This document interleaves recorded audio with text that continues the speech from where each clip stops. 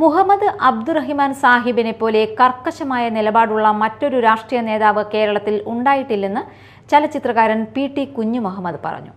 Karukappadath family welfare association അഴീക്കോട്ടെ സാഹിബിന്റെ ജന്മഗൃഹത്തിൽ സംഘടിപ്പിച്ച സാഹിബിന്റെ 80ാം ചരമവാർഷികം ഉദ്ഘാടനം ചെയ്ത് സംസാരിക്കുകയായിരുന്നു അദ്ദേഹം. എല്ലാ കവികളും വളരെ വൈകാരികമായിട്ടാണ്. ചില ആളുകൾ സിനിമ കണ്ടിട്ടും അതിനെക്കുറിച്ച് സംസാരിക്കുമ്പോഴും എം ഗംഗാധരൻ കണ്ണീരോടുകൂടി ഇറങ്ങിപ്പോയി എന്ന് അദ്ദേഹത്തിൻ്റെ പേരക്കുട്ടി എന്നോട് വിളിച്ചു പറയുകയുണ്ടായി. ഞാൻ എം ഗംഗാധരനായിട്ട് നിരവധി തവണ സംസാരിച്ചിട്ടുണ്ട്. അപ്പോൾ ഈ മുഹമ്മദ് അബ്ദുറഹ്മാൻ എന്ന് പറയുന്ന വ്യക്തിയെ നമ്മൾ വിലയിരുത്തുമ്പോഴൊക്കെ നിരവധി ലേയേഴ്സ് ഉണ്ട്. ഒരു ലെയർ മാത്രമല്ല മുഹമ്മദ് റഹ്മാൻ, നിരവധി ലേയേഴ്സ് ഉണ്ട്.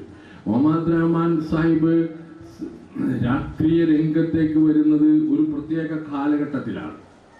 അതായത് ഒന്നാം ലോക മഹായുദ്ധത്തിന് ശേഷമാണ്. ഒന്നാം ലോക യുദ്ധത്തിനോടുകൂടി സംഭവിക്കുന്നത് ഇസ്ലാമിക രാഷ്ട്രമായിട്ടുള്ള ഓട്ടോമാൻ എംപയർ തകർന്ന് ഇല്ലാതാകുന്ന ഒരു കാഴ്ചയാണ് നമ്മൾ കാണുന്നത്. അതുമാത്രമല്ല, ഓട്ടോമാൻ എംപയർ തകർന്ന് നിരവധി രാജ്യങ്ങളായി മാറി. സിറിയ 4ആയി മാറി. പലസ്തീൻ, ലെബനാൻ, ജോർഡാൻ, സിറിയ 4ആയി മാറി. അതാണ് ഇപ്പോൾ നടക്കുന്ന കുഴപ്പമുള്ള സ്ഥലങ്ങൾ. അങ്ങനെ വിവിധ രാജ്യങ്ങളൊക്കെ സ്വതന്ത്രയായി, ഇറാഖ് സ്വതന്ത്രയായി, ഇങ്ങനെയൊക്കെ ആയിരിക്കുന്ന സമയത്ത് ഡോക്ടർ KK മുഹമ്മദ് യൂസഫ് അധ്യക്ഷത വഹിച്ചു. NCC കേഡറ്റ് അംന ഫാത്തിമ എംബ്രോയിഡറിയിൽ തീർത്ത സാഹിബിന്റെ ചിത്രത്തിന്റെ പ്രകാശനവും നടന്നു.